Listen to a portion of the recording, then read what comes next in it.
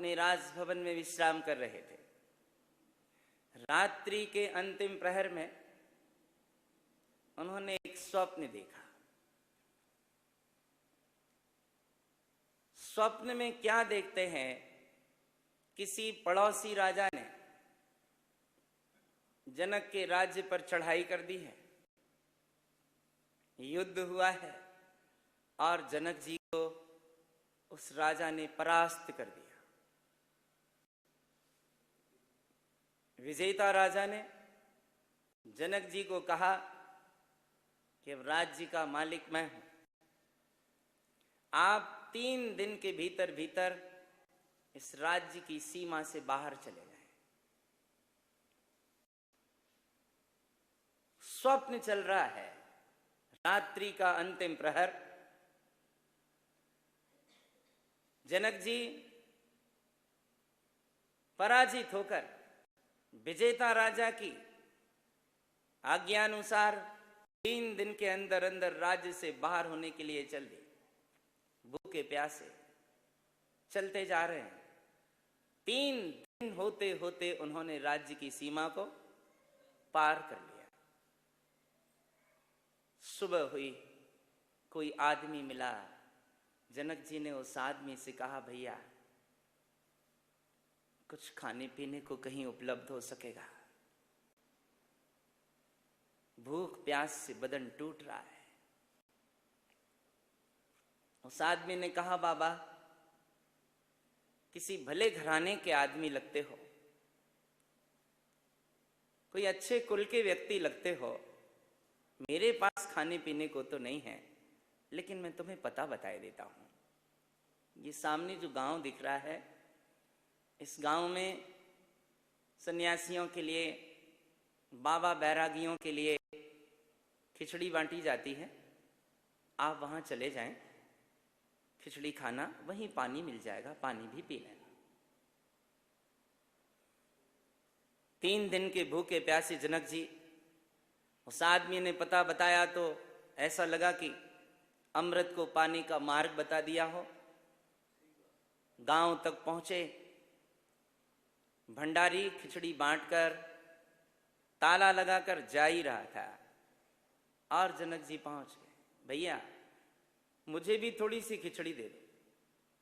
बाबा खिचड़ी तो बट चुकी, कल आना। भैया 3 दिन से भूखा प्यासा, जो भी हो सो दे दो। उसे दया आई। जनक जी स्वप्न देख रहे हैं।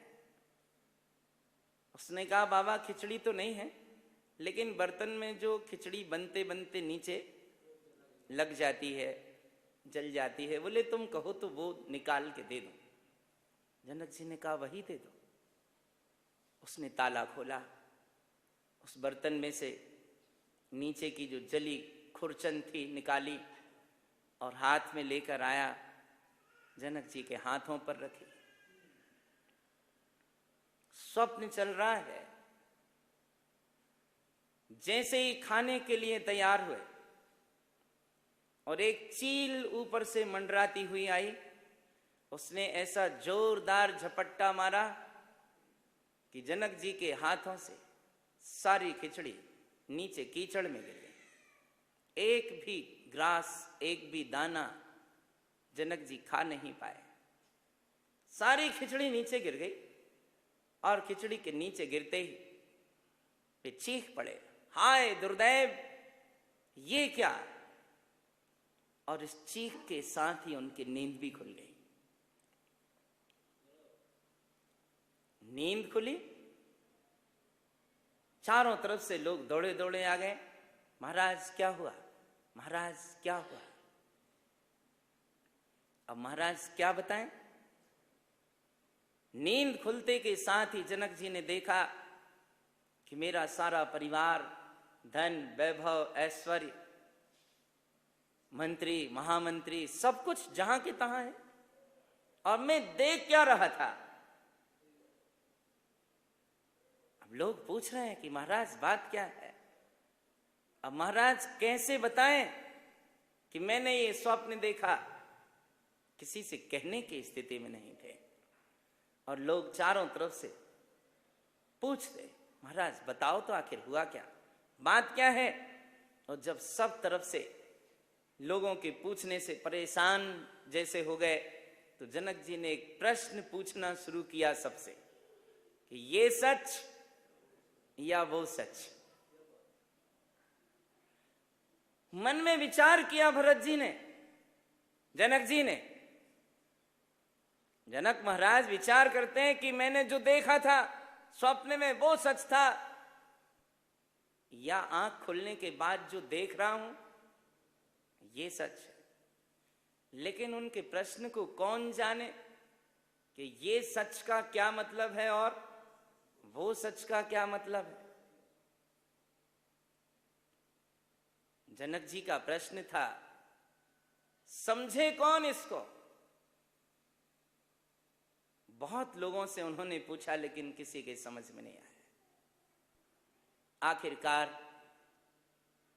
गुरु अष्टावक्र जी उनके राज्य में पधारे। लोगों ने उन्हें सारी परिस्थिति से अवगत कराया कि कुछ दिनों से महाराज इस तरह का प्रश्न पूछ रहे हैं और समाधान नहीं हो पा रहा है। अष्टावक्र जी ने जनक जी से पूछा कि महाराज बात क्या है। जनक जी का तो वही प्रश्न था। उन्होंने कहा, गुरुदेव ये सच या वो सच। अब अष्टावक्र जी ने अपने विशिष्ट ज्ञान में, योग में ये समझा, जाना कि ये प्रश्न आखिर पैदा कहां से हुआ, ये प्रश्न आया कहां से जनक जी के मन में। और जब जान लिया उन्होंने कि इस घटना को लेकर ये प्रश्न पैदा हुआ है, अष्टावक्र जी ने पूछा, राजन जब आप भिखारी के वेश में थे, खिचड़ी मांगने के लिए भंडार गृह में गए थे, नहीं खा पाए, जो कुछ भी हुआ, क्या उस समय ये सब राज वैभव, ऐश्वर्य, परिवार, ये संपन्नता, ये सुख सामग्रियां, ये राजभवन, क्या ये सब वहां था। जनक जी बोले, नहीं, ये सब कुछ वहां नहीं था। अष्टावक्र जी ने कहा, राजन अगर ये सब कुछ वहां नहीं था तो ये सच नहीं है।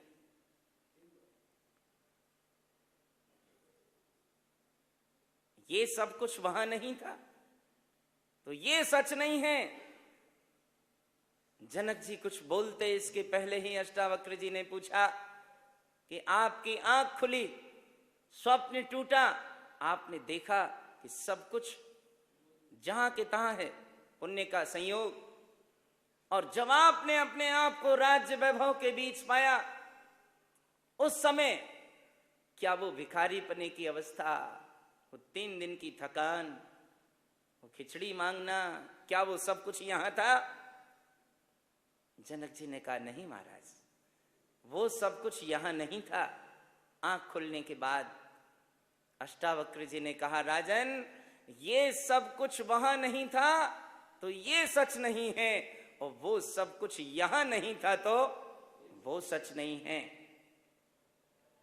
अब तो जनक जी जिज्ञासावश पूछ पड़े, महाराज फिर सच क्या है। अष्टावक्र जी ने कहा, राजन जो चैतन्य आत्मा जागृत अवस्था में जानता है, स्वप्न अवस्था में जानता है, सुषुप्ति अवस्था में जानता है, सारी अवस्थाओं में जो आत्मा सबको मात्र जानता रहता है, ऐसा चैतन्य आत्मा ही सच है, बाकी सारा भ्रम है।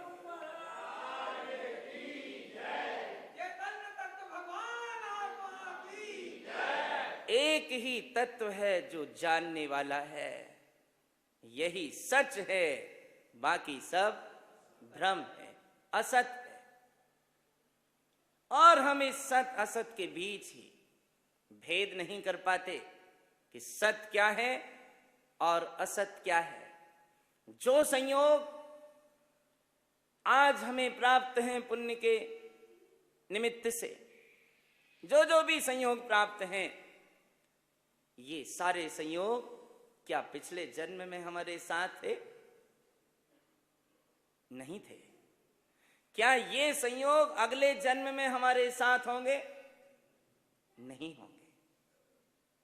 वर्तमान में थोड़े से दिन का संयोग है। जितने दिन की उम्र है, जितने दिन की आयु है, उतने दिन का इन सारे संयोगों का साथ है।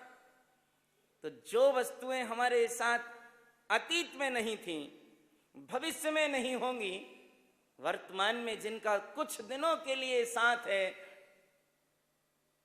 क्या ये सत हो सकती हैं?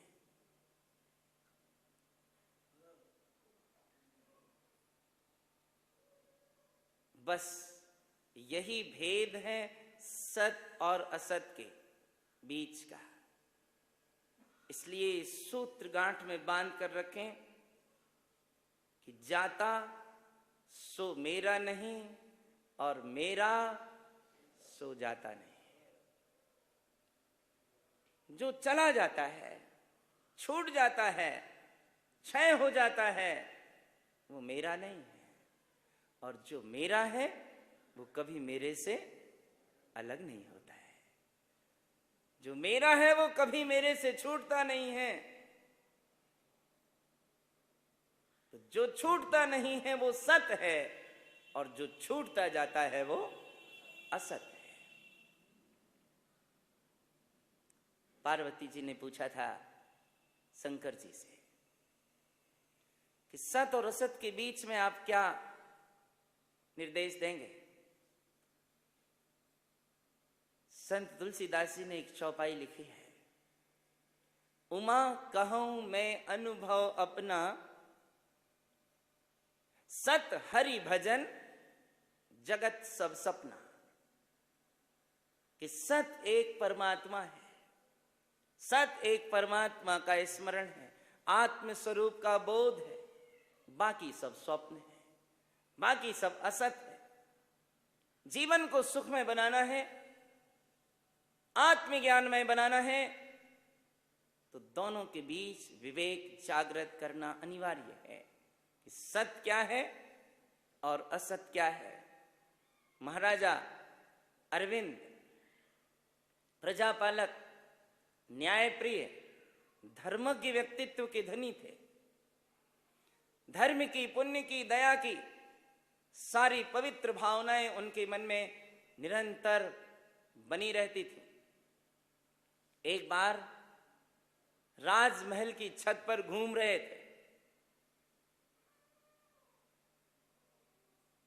उन्होंने देखा कि आसमान में बादलों की एक बहुत सुंदर आकृति बनी है, एक महल जैसी, बहुत खूबसूरत महल जैसी। महाराज अरविंद को लगा कि इतना खूबसूरत महल मैं अपना बनाऊं, कितना अच्छा होगा।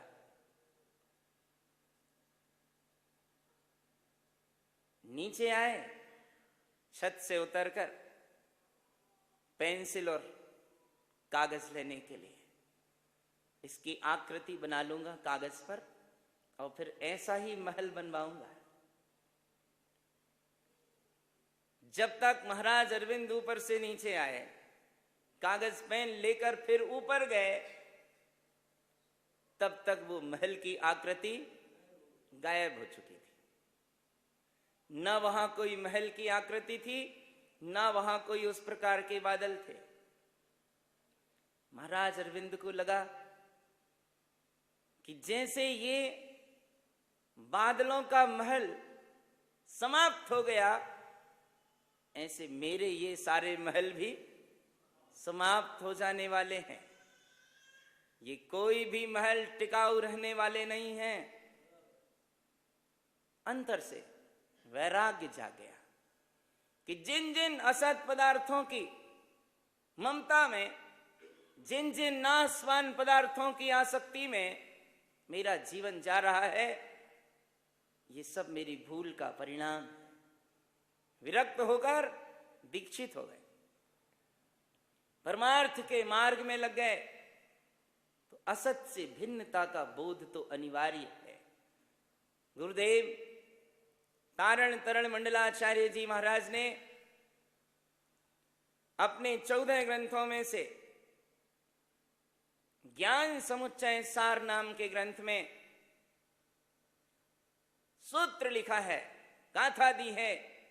धन धान्य अभ्र पटलम विनाश रूवेन चेयना रहियम अनृत असत्य सहियम धन धान्यम तिक्त शुद्ध सहकार।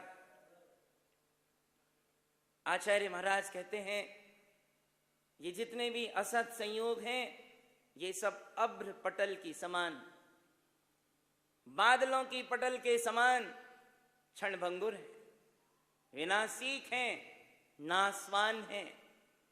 और गुरुदेव इन असत पदार्थों की वास्तविकता का बोध कराते हुए कहते हैं विनाश रूवेन चेयना रहियम।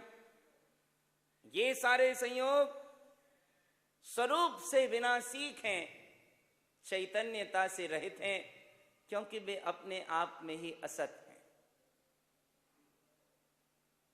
अपने आप में ही असत हैं। कृष्ण जी ने अर्जुन को समझाते हुए कहा था ना सतो विद्यते भावा ना भावो विद्यते सतः। जो सत है वह कभी असत नहीं होगा और जो असत है वो कभी सत नहीं होगा।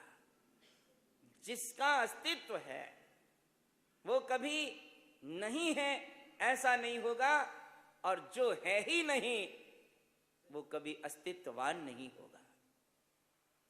तो सत सत ही रहेगा और असत असत ही रहेगा। आचार्य उमा स्वामी देव ने द्रव्य की परिभाषा करते हुए इस सत का हमें बोध कराया। उनका मंगलमय मंत्र है सत द्रव्य लक्षणम। सत द्रव्य का लक्षण है। क्या वजह है कि हस्ती मिटती नहीं हमारी? ये वजह, ये सत है, अस्तित्व है। तो एक और तो हम सत का अर्थ अस्तित्व से ले रहे हैं, दूसरी तरफ सत का अर्थ सत्ता से, शाश्वत आत्म स्वरूप से, कि सारा जगत असत नाशवान है, छूटने वाला है, आत्म तत्व से भिन्न है।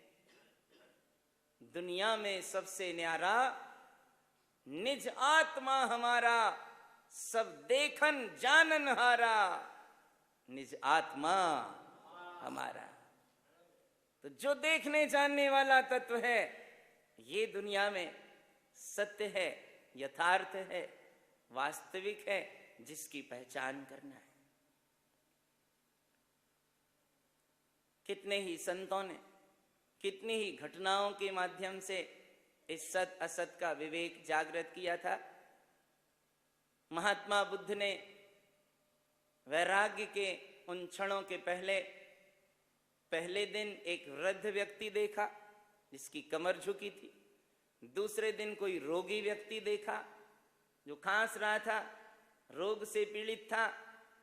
अंतिम दिन, तीसरे दिन कोई शवयात्रा देखी और सारथी से पूछा कि ये सब कुछ मेरे साथ भी हो सकता है क्या? सारथी ने कहा था, महाराज, शरीरधारी जितने भी प्राणी हैं उन सबके साथ ये होगा ही, क्योंकि ये शरीर के धर्म है।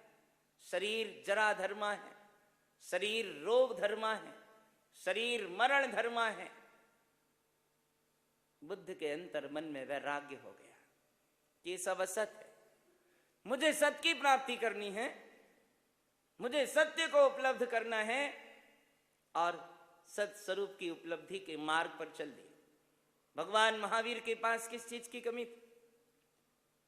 राजकीय सारा वैभव था, राजपुत्र थे, लेकिन उन्होंने भी जान लिया कि इन असत पदार्थों की आसक्ति में रहते हुए, इन नाशवान माया मोह के संयोगों में आसक्त रहते हुए जीवन की सार्थकता को उपलब्ध नहीं किया जा सकता।